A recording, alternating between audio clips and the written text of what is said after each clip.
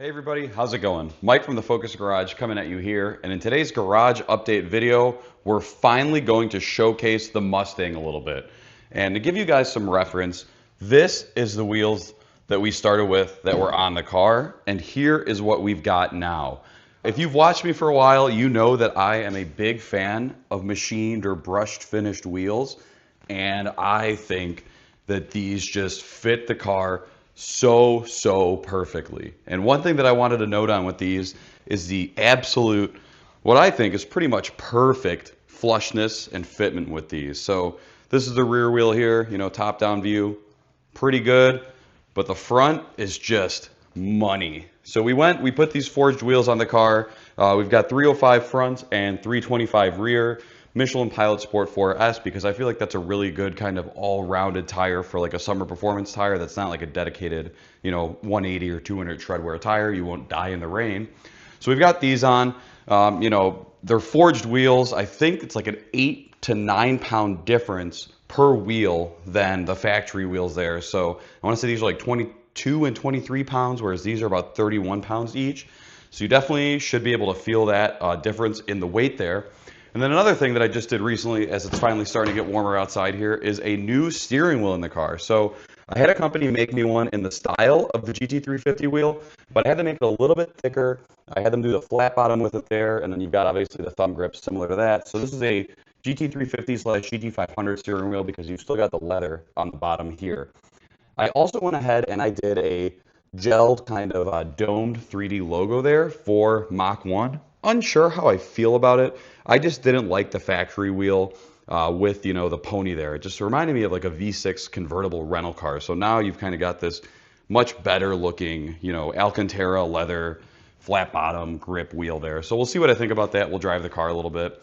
And then I don't think I've showcased really the interior in this car much at all. Like I said, you've got the cloth recars in here, which I thought is pretty cool just because it's not that common. And then we've got the MGW shifter down over there. So that's the Mustang. Those are two big mods that I wanted to do to the car kind of this year in the spring. Well, it's technically still the winter before the year even gets started. So I've got that. I've got the wheels done, got the steering wheel done. Car's got a lot of other mods already, tons and tons of suspension mod. You've got vertical links, sway bars, bushings, inserts, subframe kits, lowering springs, camber caster plates, all the good stuff on this car. So you don't have to worry about any of that. That's all kind of taken care of. This car handles really well. I do want to tune it. It's got an X-pipe, factory headers, factory catback, just a X-pipe resonator delete. And I think that doing a tune, maybe a flex fuel tune, would really put this car where I want it to be. So that's the Mustang. Kind of wanted to give you just a quick overview and look of this car here. Man, it looks fantastic. Love the color of this. Ironically, it's the same color as the Raptor, but it looks really good on this car. And then we've got some more parts over there, which I'm going to jump to now. We're basically going to be installing some ditch lights on the Raptor, some LED pods in the rear, and then maybe just some underhood kind of dress up or clean up there. It's really dirty. We've gone off-roading a lot of dust, a lot of mud, a lot of sand in the engine bay. So maybe I can make that look a little bit better. But yeah, here's the Mustang. Take a good look at it. Maybe I'll get some driving clips and onto the Raptor. All right, I wanted to continue with a quick little update on the Raptor, and we'll jump in more once I get the rest of the lights installed, but I went ahead and I got these ditch lights installed here up kind of by the hood on one of the hood mounting bracket bolts there. And I went with amber because if I'm going to use these, I'm going to kind of be, off-road and maybe even in like dusty or, cloudy conditions. So I wanted amber. These do have a pretty cool DRL function where it pretty much follows, this bar here. They're bright. Obviously, you can't really use them for on-road. I've got them angled a little bit out to the side and a little bit up. I may put them down a little because you can tell the beams when they're on are above the headlights. But that's kind of what we've got. So we've got the ditch lights there. I am going to go ahead and install some lower reverse lights or just kind of like auxiliary camping lights down here. They'll hang about a little higher than the receiver and plug over there. There's holes in the tow hook assembly underneath here where I'm going to go ahead and kind of put spacers and bolts to hang the lights below it there. I can't really see super well, but you get the idea. There's also auxiliary wiring and lighting down here for 2 more switches. So I'll go ahead, get those. I need some different hardware to get those set up.